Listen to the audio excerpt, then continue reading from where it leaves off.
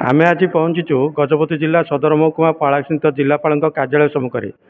जिलापाल कार्यालय सम्मुखें आम आदमी पक्षर विभिन्न दाबी नहीं जिलापाल को एक स्मारकपत्र प्रदान कर कौन दाबी रही आम पचारि बुझा।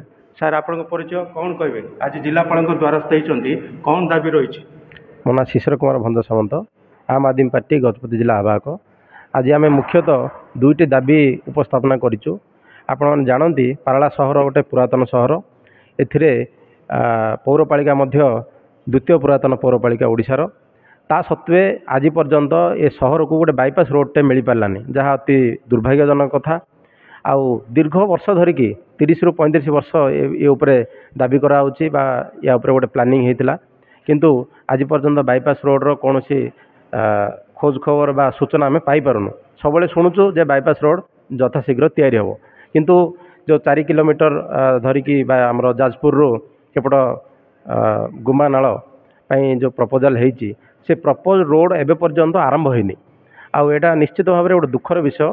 आउ जो प्रकार वर्तमान ट्रैफिक समस्या देखादेला, सबू बड़ छोट सब जानवाहन टाउन मध्य देकी यातायात करुच्ची। आउ जनसंख्या वृद्धि पाउची, ये बाईपास रोड निहाती आवश्यक। आउ ता संगे संगे आमर जो मुख्य रास्ता अच्छी पारालाखेमुंडी पौरपालिकार से रास्ता संपूर्ण भाव में नष्ट हो जाएगी। या पूर्वर बहुत निम्नमान काम होती कौन तदंत ना।